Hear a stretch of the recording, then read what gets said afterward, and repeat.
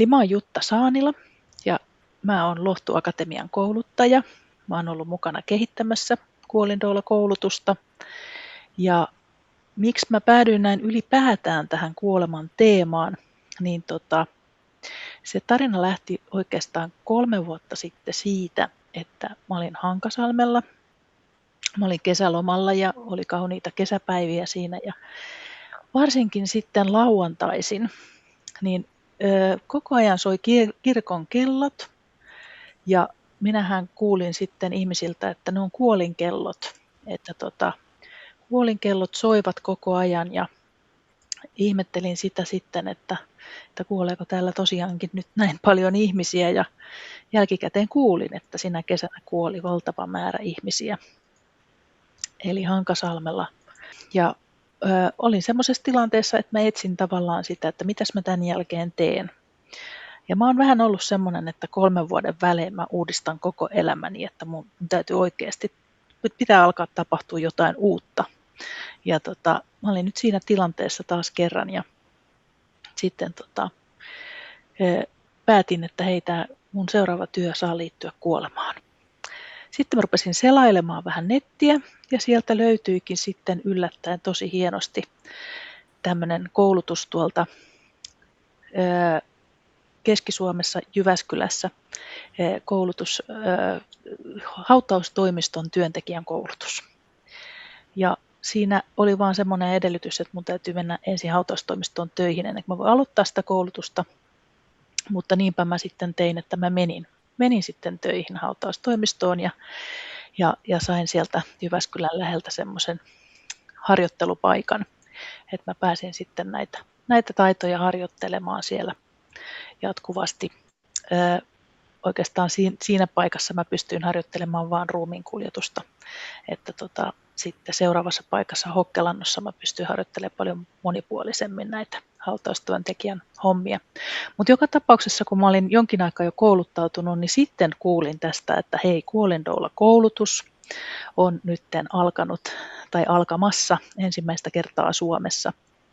Ja siinä mä sitten niin olin silleen, että hei haloo, että nyt mä oon opiskelemassa tätä, mutta mä haluan oikeasti Että mä olin aivan silleen, että läpinöissäni, että toi on se, mitä mä haluan oikeasti tehdä. Ja niinpä mä sitten soitin heti Jaanalle ja kerroin, että tällainen tausta. Ja Jaana sanoi, että tervetuloa, että sinut hyväksyttiin koulutukseen. Ja niinpä sitten pääsin sinne ihan ensimmäisten joukkoon. Ja en ole kyllä päiväänkään katunut sitä, että lähdin tälle tielle. Että elämä on ollut kyllä todella, miten mä nyt sanoisin, jännittävää ja jotenkin uudistunut se. Ihan täysin uusi niin kuin asenne elämään löytyi tämän kuoleman myötä, mikä on silleen vähän paradoksaalista. Mutta Jaana, kerropa sä sun tarinas. Joo, tervetuloa tosiaan munkin puolesta kaikille. Tosiaan mä oon Jaana Salmi ja idea tai tämä koko Lohtu Akatemia on lähtenyt tällaisesta omasta tarpeesta, omasta kokemuksesta. Mun oma äiti kuoli tuossa noin 10 vuotta sitten ja mä olin tosi niin kuin harvinaisen läheinen mun äidin kanssa. Mulla oli niin semmoinen, että mä pystyin juttelemaan mun äidin kanssa asiasta kuin asiasta, mutta että jostain kumman syystä mulla nousi semmoinen ajatus, että mun tarvii kysyä äidiltä, että haluaisiko hän jutella kuitenkin myös niin kuin jonkun ulkopuolisen ihmisen kanssa asioista ennen kuin hän tosiaan kuolee. Ja äiti sitten sanoi, että joo, että se voisi olla hyvä idea. Ja mä muistan aina, kun äiti oli yhdessä oli Sursoon sairaalassa ja mä lähdin sieltä Sursoon sairaalasta ja oli siinä ovella ja mietin, että mihin mä otan yhteyttä, että mihin tällaisissa tilanteissa otetaan yhteyttä, että mikä on se taho. Ja mä tiesin, että papithan on totta kai niin on tämmöinen yksi tämmöinen osaaja, mutta että mä tiesin, että äiti ei ollut millään tavalla uskonnollinen, että tämän asiat ei liittynyt millään tavalla uskontoon. Ja itse koin, että olisi ollut niin kuin ihana, että olisi ollut joku tämmöinen neutraali taho, kehen mä olisin voinut ottaa yhteyttä, mutta kun ei sitten muuta ilmaantunut, niin otin sitten erääseen pappiin yhteyttä ja tämä pappi kävi tapaamassa mun äitiä 5 kertaa sitten eri sairaaloissa ennen kuin äiti kuoli. Äiti kertoi, että nämä oli tosi hyviä nämä keskustelut. Pappi sanoi sitten jälkikäteen, että äiti on kertonut hänelle sellaisia asioita, mitä hän ei ole kertonut kenellekään muulle. Sitten mä niin kuin havahduin ja tajusin, että niinhän se on, että ei se välttämättä se äiti niin kuin tyttärelleen halua niin kuin kaikkia kuitenkaan avata. Ja mä olin tosi onnellinen, että mä olin niin kuin mahdollistanut mun äidille sellaisen puhekumppani, jonka kanssa sitten voi näitä kaiken maailman asioita hänen kanssaan sitten käydä läpi, että äiti koki, että se oli niin kuin tosi hyödyllistä. Ja siinä vaiheessa en sitten tajunnut, että olisihan mä sitä apua tarvinnut itsekin. Eli oli jotenkin oli työ ja oli perhe ja äiti olisi niin kuin halunnut, että mä olisin ollut koko ajan siellä. Mulla oli sellainen olo, että olin koko ajan väärässä paikassa ja mä kuuntelen kaikkia, mutta kukaan ei kuuntele mua. Että olisin todellakin niin kuin sitä apua itsekin siinä kohtaa kaivannut, mutta oli jotenkin niin kuin se äidin asia, siinä niin kuin äidin asia kärjellä, niin en sitten niin kuin ajatellut itseäni ollenkaan, mutta että niin tästä sitten niin kuin kumpusi niin kuin ajatus, että tämmöinen taho, niin kuin kuolemasta keskustelemisen taho puuttuu kokonaan tästä niin kuin Suomen maasta, semmoinen, joka on niin kuin käsittelee asiaa neutraalisti. Ja sitten 2022 marraskuussa niin mä näin Jessica Lutherin televisiossa.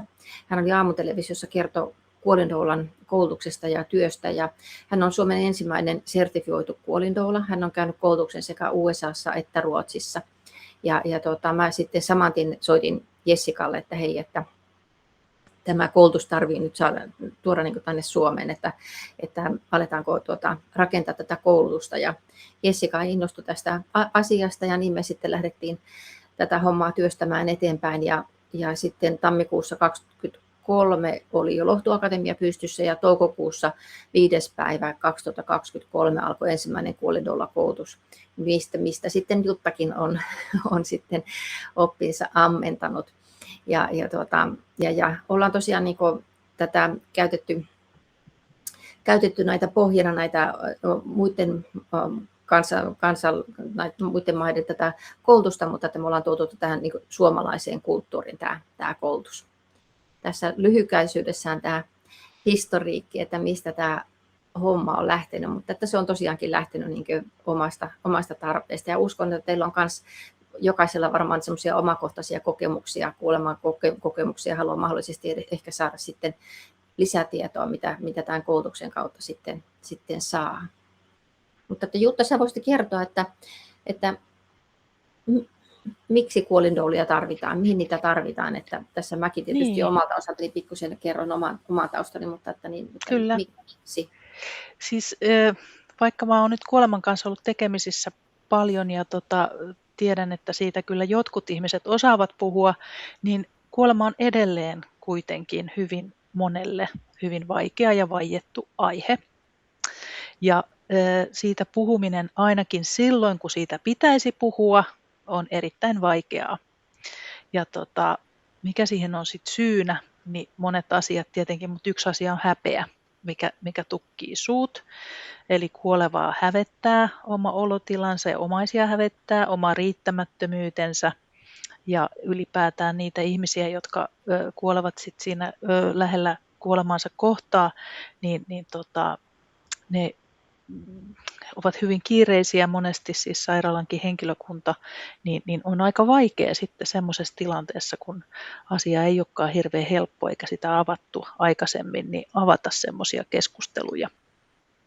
Niin sen takia kuolindoulia niin kuin ikään kuin valitettavasti edelleen tarvitaan. Ja sitten kun ajatellaan sitä, että ihmisillä siinä kuoleman lähellä niin on tarve saada tukea ja sekä kuolevalla että omaisella. Nimenomaan semmoista tukea, mikä on niin kuin vierellä ja jolla ei ole kiire minnekään, joka on siinä oikeasti sua varten. Ja joka ei sillä lailla niin kuin pienestä hätkähdä, että kuoleman teema on kuitenkin monelle sellainen, että siinä niin kuin alkaa varomaan asioita ja vähän sensuroimaan itteensä, niin kuolindoula on oppinut sitten näiden asioiden kanssa olla niin kuin luonnollisesti. Ja se ehkä, että pystyy omalla olemuksellaan tuomaan vähän sitä turvaa siihen lähelle, koska se voi olla aika pelottava tilanne. Et yhteiskunnassa tarvitaan siis semmoista kuolemaan liittyvää inhimillistä ja läsnä olevaa tukea. Et ei vaan semmoista ammatillista hoivaa, mitä meillä toki on. Ja meillä on myöskin palliatiivista hoivaa ja se on sitä oireen mukaista hoitoa siinä vaiheessa, kun ei ole enää mitään muuta niin kuin mahdollisuuksia enää hoitaa. Niin palliatiivinen hoito on meillä kyllä paikkakunnasta riippuen ihan hyvällä tasolla. Mutta sitten se, että siinä sureva saattaa jäädä tai kuoleva saattaa jäädä aika paljon yksin ja se tuki on aika hajanaista ja puutteellista, niin näihin juttuihin me tarvitaan kyllä edelleen kuolindoulia. Voisin vielä... Niin. Joo, mä vaan niin ajattelin lisätä tähän, että sitten tämmöisissä hoivataloissa monesti, meillähän on tämä saattohoito, niin sehän on, se on korkealla tasolla siis, että se on mutta se on medikaalista, että se, että mikä erottaa tämän saattohoidon ja sitten mikä on kuolindoulan toimenkuva, niin ne on toisiansa täydentäviä, ne ei tavallaan mene toistensa päälle tai mitään tällaista, koska kuolindoula ei tee mitään hoidollisia asioita.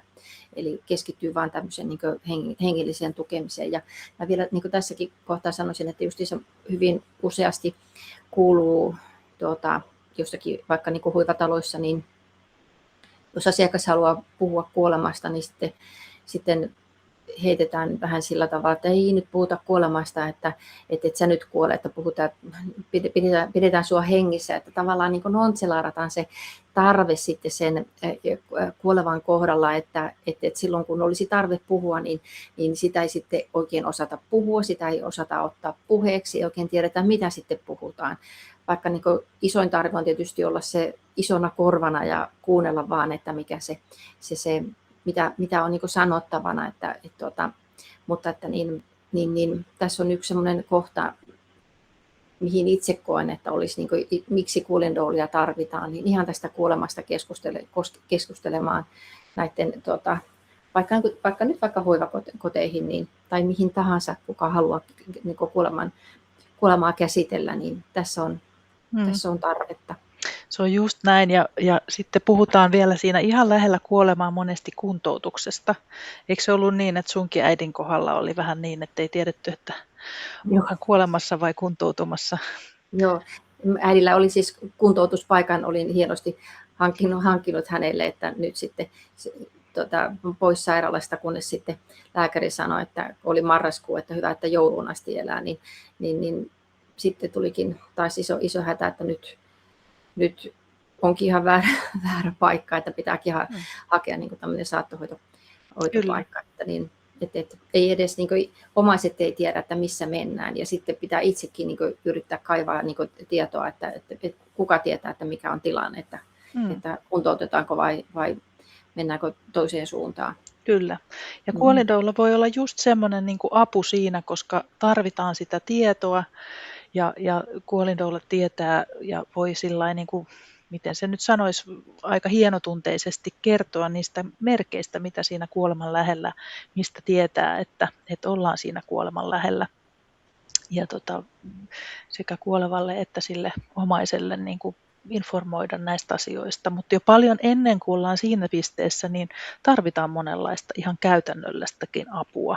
Et siinähän on todellakin, kun yksi käsipari jää pois kokonaan, niin siinä on aika monta asiaa, mitä pitää tehdä ja ylipäätään hoksata niitä asioita, että mitä siinä kuolevan lähellä pitäisi tehdä.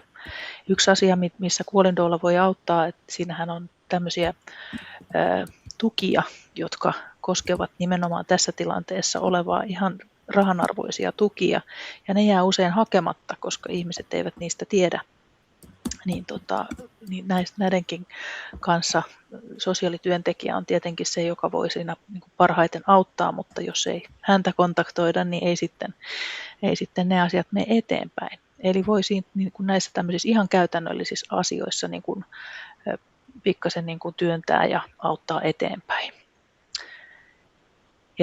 Se, että puhutaan kuolindoulasta, niin se ei tarkoita sitä, että me ollaan vain kuolevalle, vaan me ollaan myöskin omaiselle, mitä suurimmassa määrin. Mä oon itsekin ollut kuolevan vierellä omaisena ja kokenut sen todella tärkeänä, että mulla oli itselläni silloin kuolindoula. Eli 2 kertaan niin kun kävin sen prosessin läpi niin, että mulla oli kuolindoula siinä vierellä, mikä tuntui aivan äärettömän ihanalta, vaikkei me mitenkään niin kuin kauhean monta kertaa edes tavattu, niin kuitenkin ties, että mulla on tämmöinen ihminen, jolla mä voin milloin tahansa soittaa, ja hän kuuntelee mua ja hän tietää, missä tilanteessa mä elän. Ja siinä tilanteessa mulla ei ollut ketään semmoista, niin kuin, jonka kanssa mä olisin voinut purkaa tai kokenut, että mä saan oikeasti milloin tahansa soittaa tai purkaa asioita. Ja sitten on olemassa semmoisia ihmisiä, joille ei oikeasti ole ketään läheisiä, tai sitten että läheiset asuu tosi kaukana, jolloin he ei niin kuin pysty millään lailla olemaan siinä niin kuin niissä käytännön asioissa apuna, niin silloin kuolindoula tulee tosi arvokkaaksi. Ja käytännössä sitten kuitenkin, jos ollaan semmoisessa ympäristössä, esimerkiksi niin kuin sairaalassa tai hoivakodissa tai muussa, niin kuolindoula tekee myös yhteistyötä hoitohenkilökunnan ja saattohoitajien ja muiden kanssa, että tämä on myös tärkeä osa. Ja sitten jos ollaan semmoisessa tilanteessa, että kuolemaan on vielä matkaa, niin nämä asiakirjat on erittäin tärkeää saada kuntoon. Eli hoitotahtoja, hoivatahtoja, edunvalvontavaltuutus, testamentti, kaikki nämä asiakirjat, niin monella on vaan semmoisena niin kuin tiedonjyväsenä, että joo, kyllä sieltä pitäisi jotain tehdä, niin sitten ei saa tehtyä niitä. Niin suuri osa ihmisistä on niin kuin näiden kanssa vielä silleen, että kyllä pitäisi tehdä ja miten se tehdään ja mitä mä teen. Niin tämmöisissä asioissa me opitaan kuolindoulina auttamaan. Esimerkiksi hautaussuunnitelma, niin se olisi tosi tärkeä jokin ikisen ihmisen tehdä, koska muuten jäävät omaiset sitten siinä vaiheessa, kun ihminen kuolee, niin ihmettelemään, että mitähän se olisi halunnut. Että Suomen lainkin mukaan niin hautaus tehdään sen kuolleen tahdon mukaisesti. Ja silloin se tarkoittaa sitä, että omaisten pitäisi tietää, mikä se tahto oli. Muuten he joutuu arvailemaan, että mikä se mahdollisesti oli. Mä vielä voisin lisätä tuohon näitä, kun mietitään, että mitä se kuolindoula tekee, niin tosiaan niin kuin Jutta sanoi, että ei se ole ainoastaan vaan sitä, että on sen kuolevan vierellä siinä viimeisillä hetkillä, vaan siihen liittyy paljon muutakin, että meillä on esimerkiksi sellaisia doulia, jotka on nyt vaikka esimerkiksi teatterialalla tai jossain, eli he ovat saaneet sitten tämän kuolindoula-koulutuksen ja sitten tuottavat jotakin produktiota tai jotakin tällaisia, jotka niin kuin käsittelee kuolemaa, tai sitten on kuvataiteilijoita tai kirjailijoita, että on esimerkiksi tällä tavalla, niin mä koen ihan yhtä lailla, että se on tärkeää ja se on kuolindoulausta. He vaan niin kuin, tavallaan tekevät sitä niin kuin informaation levittämistä ja kuoleman niin kuin esille tuomista omalla tavallaan. Tämä on hyvin monimuotoista tämä kuolindoulana oleminen, ettei sitä, kun joltakin kysyy, että no, oletko tehnyt kuolindoulan tehtäviä ja että no en ole. No sitten kun he alkaa kertoa, mitä ne on niin kuin tehnyt, niin nehän on tehnyt ihan valtavasti, että ne ei niin kuin, tavallaan monetkaan niin kuin noteraa sitä, että kuinka paljon, vaan niin kuin, sehän on, kun sä käsittelet kuolemaa ja puhut ihmisten kanssa asiasta, niin se on ihan yhtä lailla sitten, oli se 18-vuotias tai 90-vuotias, niin kaikki on tavallaan sitä kuolindoulausta ihan yhtä lailla. Kyllä. Ja moni on sitten kuitenkin tällä alalla myöskin, jossa esimerkiksi sosiaali- ja terveysalalla ja haluavat tämän niin kuin tavallaan uudeksi niin kuin varmuudeksi siihen omaan työhönsä, että he osaavat sitten ehkä paremmin palvella siinä omassa työssään. silloin tämä on hyvä. Ja sitten myöskin sellaiset, jotka on hyvinvointialan yrittäjiä, niin heillä on muita tuotteita ja sitten he ottavat tämän niin kuin yhdeksi tuotteeksi siihen työkaluksi lisää. Ja sitten sit voi olla jollain mielessä justiinsa, että omat vanhemmat vanhenevat tuossa, eikä ehkä joillakin on vielä isovanhempia ja muuta, että löytäisi sitten siinä kohtaa, kun heillä on se aika, niin rohkeutta olla siinä vierellä. Niin tämä voi olla jollekin ihan semmoinen ajatus. Ja Joo. vapaaehtoisena joku saattaa haluta tehdä tätä, mutta sitten on tavallaan toinen koulutus myöskin sitten käytävä, jos haluaa vapaaehtoiseksi, että koska usein ne tahot, jotka ottavat vapaaehtoisia, niin haluavat myöskin kouluttaa, niin tämä omaishoitaja voi haluta tehdä tämän koulutuksen ihan, että osaa sitten olla omaishoitaja omalle läheiselleen. Milloin kuolindoula voi olla avuksi? Tässä nyt tuli tietysti vähän tulee jo jonkin asioihin vastauksia, mutta jos mä kysyn, että milloin niin doula voi olla missä kohdassa? Niin, missä kohdassa? Oikeastaan ihan jo siinä kohdassa, jos joku haluaa pohtia kuolemaansa, ja siinäkään ei ole edes ikärajaa, että voi olla joku lapsikin, joka haluaa pohtia kuolemaa ja sitten tarvitsee jonkun siihen vierelle, että eikä siinä tarvitse olla niin kuin just kukaan kuolemassakaan. Voi olla, että joku on joskus kuollut ja lapsi on jäänyt niin kuin miettimään sitä. Ja sitten ihan nuoret myöskin voivat tarvita ja sitten sanottaisiin, että 18-vuotiaana jokaisen pitäisi tehdä edunvalvontavaltuutus, niin siinä kohtaa jo ilman muuta niin kuin pohtia ne kuolindoulan kanssa nämä asiat kuntoon. Ja sitten ylipäätään mun mielestä niin kuin jo 50-vuotiaana voisi ihan hyvin alkaa pistää niin kuin asioita järjestykseen. Mullakin on kertynyt ihan hirveästi niin kuin tavaraa nurkkiin ja voi ihan hyvin niin kuin tehdä semmoisia välitilinpäätöksiä ja miettiä, että hei, mitä kaikkea mä nyt oikeasti sit tässä kohtaa haluan tehdä. Mä oon tietysti tehnyt mun kaikki dokumentit valmiiksi ja ne on hienosti mapissa, mutta mun ikäisenä jo voisi ihan hyvin ihmiset alkaa miettiä näitä asioita.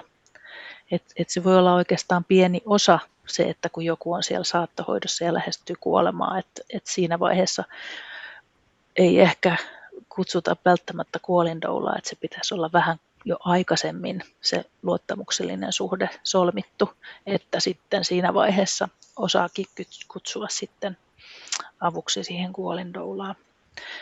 Mutta että ihan se, että joku perhe esimerkiksi haluaisi niin kuin ihan rauhassa tukea näihin kaikkiin vaikeisiin päätöksiin niin kuin, ja valmistautua rauhassa siihen kuolemaan, niin se on varmaan semmoinen ihanne tilanne.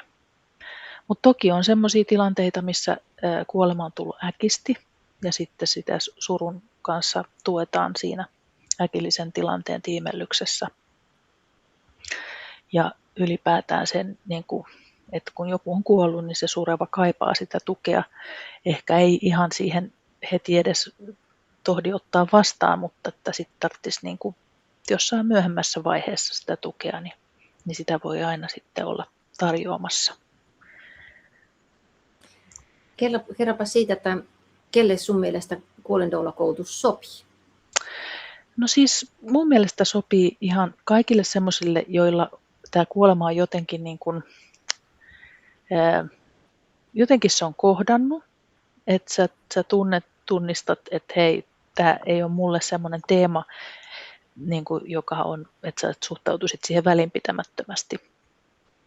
Että se jollain lailla niin kuin kiinnostaa ja kaikille semmoisille, jotka haluaa tukea toisia, että musta se on niin kuin aika yhdistävä asia kaikilla, jopa doulilla, kun on tutustunut aika paljon synnytysdouliinkin, mä oon tuossa Suomen doulat ry:ssä mukana, niin doulia yhdistää kyllä se asia, että kaikki haluaa siis niin kuin auttaa.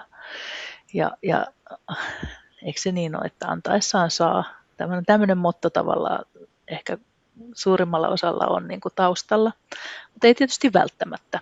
Mutta se on ainakin hyvä muistaa, että kun doula on palvelija, niin jotenkin semmoinen palvelijan sydän olisi hyvä olla.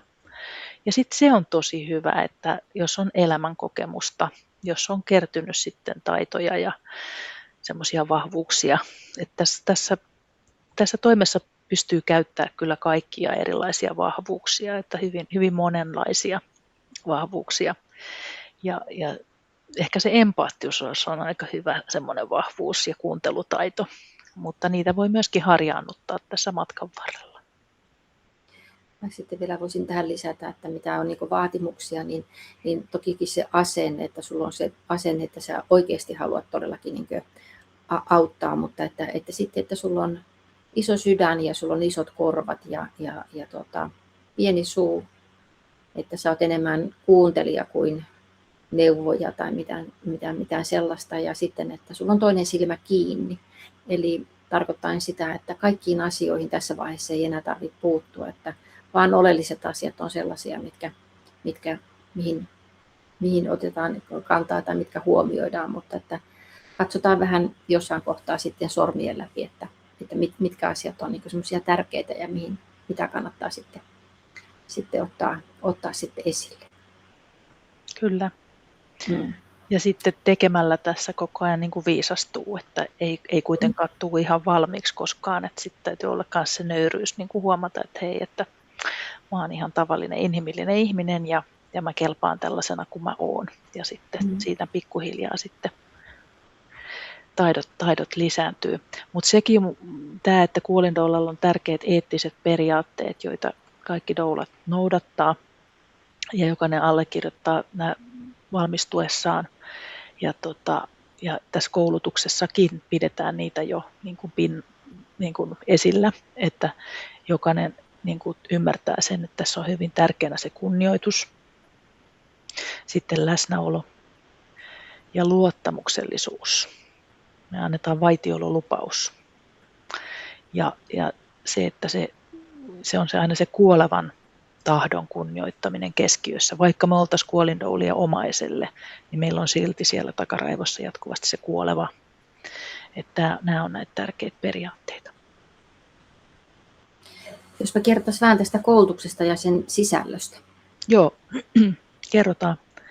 Eli tässä on tosiaan nyt etäkoulutuksesta kysymys sillä lailla, että on tämmöinen oppimisalusta, jolle on koottu todella mielenkiintoisia ja monipuolisia videoita. Ja suurimmaksi osaksi nämä videot kertoo siitä, tässä peruskoulutuksen puolella siitä, mitä on se niin kuin kuoleman ammattilaisuus. Me peilataan ja heijastetaan niin kuin näihin kuoleman ammattilaisiin, joita meillä jo on. Eli papit, poliisit, kirkon työntekijät. Meillä on hyvin mielenkiintoisia haastatteluja myöskin ruumiin avaajasta, vaineen kuljettajasta. Ja me tutkitaan niin kuin joka puolelta sitä, että mitä nämä nykyiset kuoleman ammattilaiset, mitä ne ajattelee siitä kuolemasta ja siitä työstä. Ja sitten meillä on tämmöisiä webinaaripäiviä, eli meillä on ensin se starttipäivä, jossa me tutustutaan toisiimme. Siinä on semmoinen niin kuin verkostoitumispäivä, jossa todella käydään sitten ryhmädynaamista prosessia keskenämme ja saadaan sitä alkusysäystä erilaisiin teemoihin. Ja tämä on hyvin semmoista vuorovaikutteista koulutusta. Ja sitten on aina väleissä on tämmöisiä välitehtäviä ja osa niistä tehdään niin kuin parin kanssa. Ja sitten meillä on tämmöisiä skenaarioasiakkaita, joiden avulla me päästään niin kuin kokeilemaan, miltä se tuntuu tehdä tätä työtä. Toki jos sulla on sitten niin kuin myöskin ihan semmoisia niin kuin eläviä ihmisiä, jotka tässä samaa aikaa koulutusprosessin aikana niin käyvät näitä teemoja läpi, niin sä voit ottaa sellaisenkin omaksi asiakkaaksesi. Ja sitten me näitä webinaaripäiviä on vielä 3 jaksossa. Ensin on 1 päivä, sitten on 2-päiväinen toinen jakso ja sitten on 2-päiväinen 3. jakso. Ja sitten sen 3. jakson jälkeen sä pääset tekemään sitä lopputyötä. Ja lopputyö tehdään siinä 3 kuukauden aikana, eli siihen on ihan reippaasti aikaa. Ja sitä ei tarvitse jännittää, koska siinä on oikeasti niin kuin ennen sitä jo tehty semmoisia valmistelevia töitä, jotka auttaa tekemään sen lopputyön. että se on todellakin niin kuin siinä mielessä niin kuin siinä matkan varrella jo valmisteltu. Ja sitten mennään syventäviin opintoihin. Siinä on 3 syventävää kokonaisuutta, joista me valitaan yksi. Eli perusopinnoissa käydään yksi tämmöinen syventävä teema läpi. Eli se voi olla semmoinen, mikä susta tuntuu sillä hetkellä, että hei, tämä on näistä teemoista se, mikä mua eniten puhuttelee. Ja tavallaan me on tässä jo sivuttu näitä teemoja, eli meillä on se syventävät opinnot asiakirjadoulalle, eli doula, joka oppii todellakin tekemään näitä asiakirjoja. Sitten on syventävä teema henkisen tuen doulalle ja sitten on syventävä teema käytännön doulalle. Ja näissä kaikissa on sitten, mennään syvälle siihen asiaan. Ja tämä on täysin sitten siellä niin kuin etäoppimisympäristössä tämä syventävä teema, ja sitä tehdään se 3 kuukautta samaan aikaan, kun tehdään sitä lopputyötä. Ja sitten kun on lopputyö ja syventävät käyty, niin sitten kerrotaan Jaanalle, ja Jaana lähettää. Mitä sä lähetätkään kaikille? No, mä lähetän kaikille semmoisen paketin, missä on ekanakin eettiset ohjeet allekirjoitettavaksi. Sitten siinä on todistus, missä auki kirjoitetaan, että mitä tämä koulutus on pitänyt sisällään. Sitten saa sertifikaatin ja sitten saa tämmöisen kuvallisen ID-kortin. Ne tulee sitten heti, kun mä oon saanut ilmoituksen, että lopputyö on tehty ja on suorittanut koulutuksen hyväksytysti, niin se lähtee sitten heti postiin. Kyllä. Ja hei, mä unohdin yhden asian, eli 3. jakson jälkeen myöskin liitetään teidät WhatsApp-ryhmään. Eli siinä kohtaa niin kun pääsee osaksi tätä koko doula-yhteisöä, kuolindoula-yhteisöä. Ja onko niitä nyt siellä 180 jotain sellaista? Tällä hetkellä on niin noin 180 sertifioitua kuolindoulaa, että niitä nyt on koulutuksen käynyt suurin piirtein 200, mutta toisaalta vielä lopputyö tekemättä, niin sitten ei osaa olla vielä vähän vaiheessa, mutta että suurin piirtein tämmöisiä lukee. Kaikki on päässyt sinne kuitenkin, ja siellä on erilaisia ryhmiä sitten myöskin niin kuin vähän kiinnostuksen mukaan. Siellä on taideryhmää ja yritysryhmää, ja nyt siellä on semmoinen yleinenkin ryhmä, että siellä saa puhua ihan mistä vaan. Ja sitten on tapahtumaryhmä, jotkut haluavat tavata niin kuin face to face, niin yritetään järjestää semmoisiakin tapaamisia. Muun muassa nyt Surukonferenssissa tulee taas olemaan tämmöinen varjokonferenssi, että kuolindoulat tapaavat toisiansa siellä. Ja miten kuolindoula voi työllistyä? Joo, tämä on hyvä kysymys ja varmaan kaikkien tai monien niin kuin ajatuksissa tännekin tullessa. Ja tämä on niin kuin semmoinen mahdollisuus, että jos sä palat halusta ryhtyä yksityisyrittäjäksi, niin tämä voi olla semmoinen sysäys, että Suomessa ei valitettavasti ole vielä yrityksiä, jotka hakisivat kuolindoulia. En ole ainakaan vielä kuullut semmoisista. Eli täytyisi perustaa sitten oma toiminimi tai Oy ja sitten tarjota niitä palveluja omalla paikkakunnalla. Ja toki jos sä jo oot yrittäjä, niin sitten niissä omissa palveluissa lisätä tämä sinne mukaan. Tämä voi myöskin työllistää, jos sä oot hoito- tai sosiaalialalla jo valmiiksi, niin sitten siellä käyttää näitä palveluita niin kuin mukana, ehkä saada työnantajalle sovittua joku diili. Siinä semmoisessa tilanteessa kuitenkin kannattaa miettiä aika tarkkaan se oma rooli, että se on aika vaikea siitä niin kuin yhdestä roolista mennä tähän toiseen rooliin, että siinä täytyy miettiä niitä asioita. Mutta sitten voi niin kuin ajatella jotain ryhmien vetämistä, esimerkiksi seurakunnille. Nämä teemat on varmasti vanhusten mielessä tai ehkä nuorempienkin. Sitten voi vanhainkodeissa olla jotain ryhmiä myöskin tai järjestöissä. Ja ylipäätään niin meillä on Suomen Doulat ryn sivustolla kaikkien Suomen doulien profiilit, jotka haluavat olla meillä jäseninä. Eli se maksaa 25 € vuosi ja pääsee laittamaan sitten sitä tietoa, mitä itsestään haluaa sinne profiiliin. Ja meillä on myöskin Lohdussa tämmöinen portaali, missä esitellään niitä kuolindoulia, jotka ovat yrittäjiä nimenomaan, niin pääsee sitten niin kuin näkyville sieltä.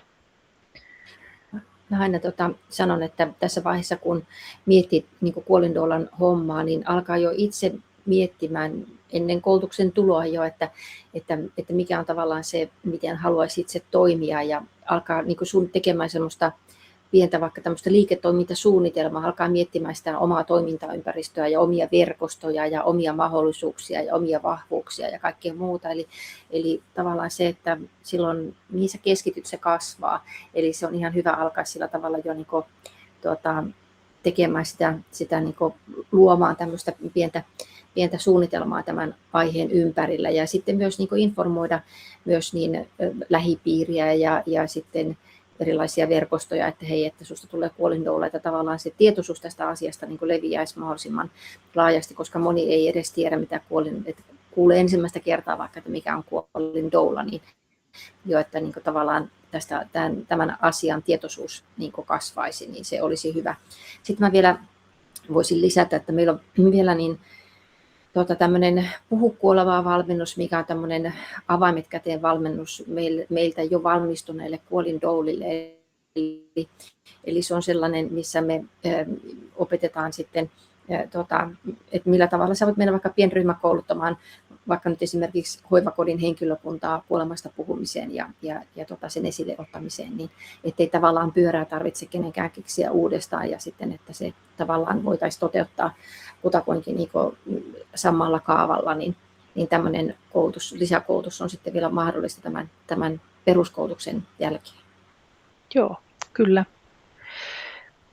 Mitä tämä työ kuolindoulana voi antaa, Jaana?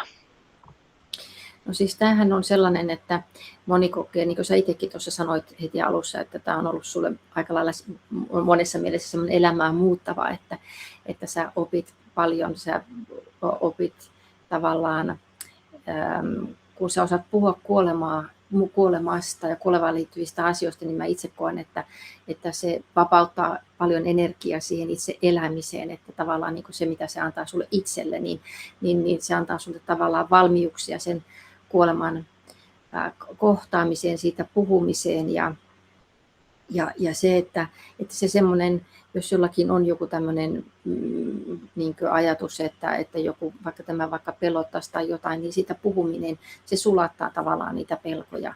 Että mä itse koen, että tämä on niin kuin tosi antoisaa, ja tämä on myös hyvin inspiroivaa, että vaikka voi kuulostaa hassulta, että kuolemaan liittyvät asiat voi olla inspiroivia, niin mä itse koen tällä tavalla, että mun mielestä tässä on kirjaimellisesti taivas rajana, että tässä on paljon erilaisia mahdollisuuksia. Tässä on paljon sellaisia mahdollisuuksia, koska tämä on vielä niin uutta tässä Suomen maassakin, että me ei oikein edes tiedetä, että mihin kaikkiin nämä tiet voivat vielä sitten johtaakaan, mutta että itse koen, ja kaikki, ketkä nyt ketä palautetta ollaan saatu tosi paljon, ja tosi paljon positiivista palautetta, että millä tavalla tämä on niin kuin vaikuttanut monellakin tapaa monen ihmisen elämään, että on saanut sitten niin kuin oppia ja tietotaitoa tämän asian käsittelemiseen. Joo, ja mä voin vielä lisätä pari juttua. Sä saat sitten sen jälkeen kertoa, että millä hinnalla tätä koulutusta nyt tänään juuri tämä porukka voi saada, niin mä sanoisin se, että joka kerta kun mä oon itse päässyt tekemään tätä kuolindoulan työtä, niin mä oon jotenkin niin kuin ensin joutunut semmoisiin valtavan isoihin saappaisiin, niin kuin ajatellut, että ei apua, miten mä selviin tästä. Sitten mä oon vaan mennyt niihin, sitten mä oon vaan ajatellut, että hei, kyllä mä selviin, kyllä tästä jotenkin selvitään. Ja sitten se tilanne on antanut sen viisauden edetä, ihan tilanne kerrallaan. Tämä on semmoinen homma, missä ei niinku tavallaan sulla ei mitään valmista sabluunaa koskaan, että sun täytyy oikeasti siinä olla semmoinen, että miten mä tämän teen. Se on hirveän jännää, mutta kyllä se siitä sitten joka kerta ollaan selvitty ja hyvin on selvitty niistä tilanteista. Ja silloin sitä joutuu niin kuin kasvamaan ihmisenä joka kerta, kun tämmöisiin tilanteisiin itsensä heittää. Mutta hei, mites tähän pääsee mukaan? No itse asiassa pääsee mukaan sillä tavalla, että meidän kotisivujen kautta voisi laittaa, siellä on lohtu.fi kautta kuolindoula-koulutus, niin silloin meillä tämmöinen hakulomake, niin täyttää sieltä tämän hakulomakkeen ja onko sulla, voitko se Jutta ottaa mahdollisesti siitä sivustosta tuohon vaikka linkin, niin